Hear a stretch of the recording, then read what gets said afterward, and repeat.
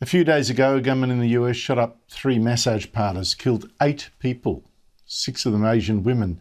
Police, despite that, say they don't actually know if there was a racist angle here. But this is how the ABC reported it. US outrage over Donald Trump's racist rhetoric took a new turn this week after shootings at spas near Atlanta.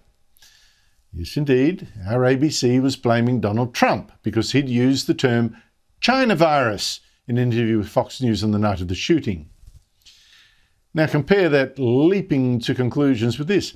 Yesterday, yet another mass shooting in the US, this time 10 people murdered in a supermarket in Colorado, all of them white, by the way, and here is how the ABC reported this horror. Joe Biden calls for tighter gun control laws as police identify Colorado shooter as 21-year-old male. Not a word this time about any possible motivation, not a clue in the headline at least about his name, because that might give you a clue.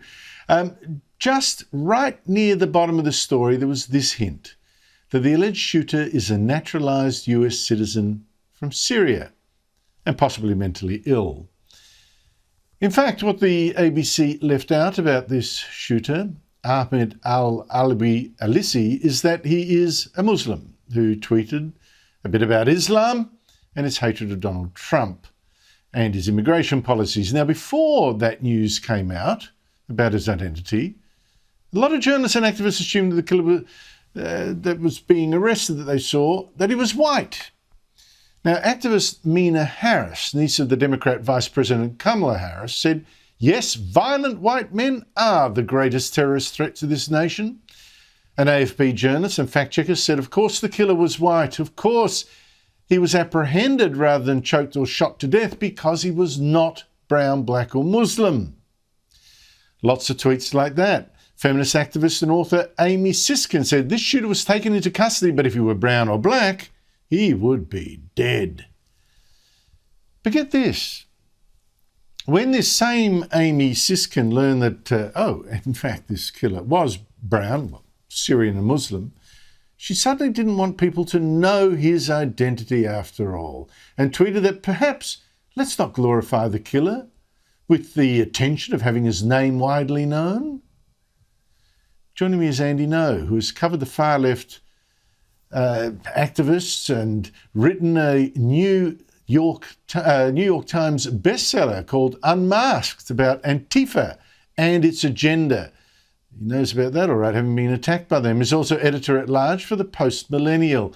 Andy, no, it's always great to catch up with you. Now, this shooting in Boulder is a tragedy. Again, we here in Australia, we're wondering about America's gun laws. But when it comes to how journalists and activists responded before they knew the killer's identity, what does that aspect of this tell you? Well, it's been a rough week for the Identitarian left in the United States.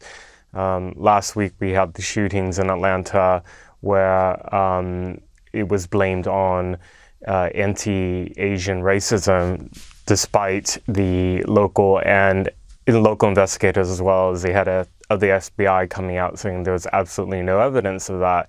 And then people pivoted to assuming that just because the majority of the victims in those killings were of East Asian background, that is evidence, hard evidence of white supremacy. They tried to jump on that narrative in the mass shooting that happened in Boulder, Colorado, in the last 48 hours. There was some blurry footage that had come out showing a person being apprehended, and he had somewhat light skin, and then the narrative was that this was another mass white shooter. We've come to find out that it's a Syrian Muslim man named Ahmed al-Issa.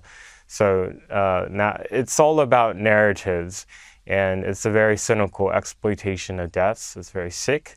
We're misdiagnosing the issues we're having. We need to be having discussions about mental health, guns, as well as potentially we don't know the motive of what motivated the Colorado shooter, but it maybe has something to do with religious extremism based on his history of posts.